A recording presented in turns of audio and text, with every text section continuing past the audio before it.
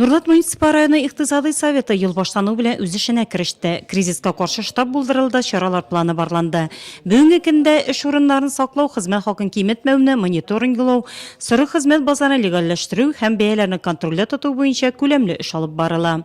По результатам нашей комиссии на сегодняшний день заключены 436 договоров. 17 руководителей предприятий предоставили гарантийные письма по погашению задолженности по налогам в местный бюджет. Составлены графики погашения. Также работает телефон горячей линии для обращения граждан по фактам выплат заработной платы в конвертной форме, осуществления трудовой деятельности без оформления трудового договора. Также опубликована информация в СМИ по вопросу обеспечения работодателям уровнем минимальной заработной платы.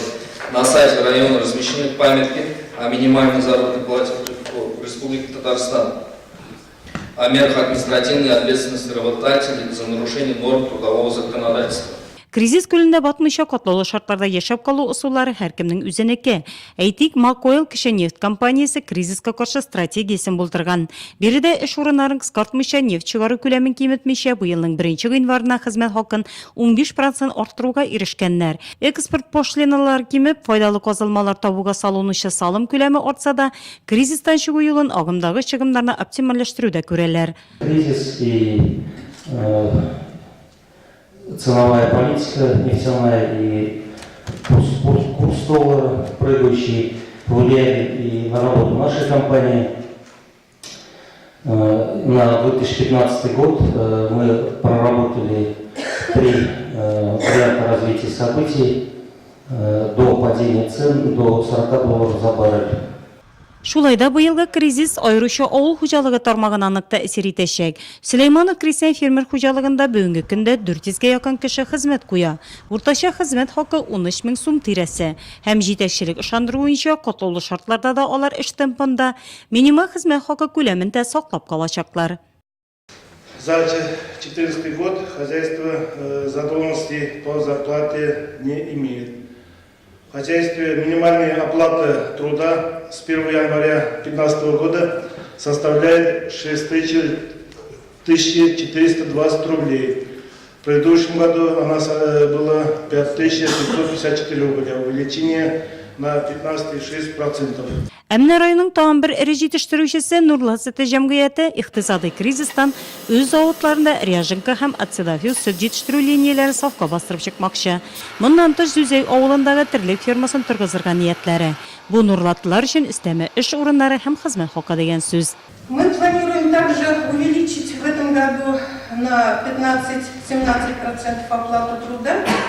У нас возможности есть. Мы поставили себе задачу увеличить производительность труда где-то на 10%, что нам позволит увеличить, соответственно, и заработную плату. Шулайда урта һәм кеше бизнес предприятиеләре хуҗалары өчен агымдагы ел сынау елы булачак. Үсеп китәр өчен еш кына кризис түгел, ә бюрократик каршылыклар яки тиешле шартлар булмауы киртә булып тора. Салым закончалыгының камил булмауы, производство биналары җитешмәү, кредит ставкалары үсү, икътисади совет барышында эшмәкәрләр үз проблемалары турында ачыктан-ачык әйтте. Шуңа да совет вәкилләре киләсе утырышта аларның һәрберсе турында конкрет сөйләшергә килеште. Барысына да ярарлык уртак формула юк. Кризис белән көрәшү һәркемнең үз программасы булырга тиеш дип белдерде биредә катнашкан Татарстан Республикасы Урман хуҗалыгы министры урынбасары Рәис Гомәров. Кризис вакытында бик күп төрле ысуллар бергә кушылып, менә шул бер комплекс булырга тиеш. Шул программа булырга тиеш дип әйтергә кирәк инде. Ул һәрбер предприятиегә аерым төрле. Например, бер предприятиегә яраган антикризисный мероприятие, икенче предприятиегә ул ярамый. Например, авыл хуҗалыгында ул бер төсле, икенчесендә икенче төрле. Но монда в любом случае әйтергә кирәк инде иң беренче производство булырга тиеш. Кешеләрне эш белән тәэмин итү. Һәрбер предприятиедә иң беренче үзләренең себестоимостью дип әйтәбез инде без.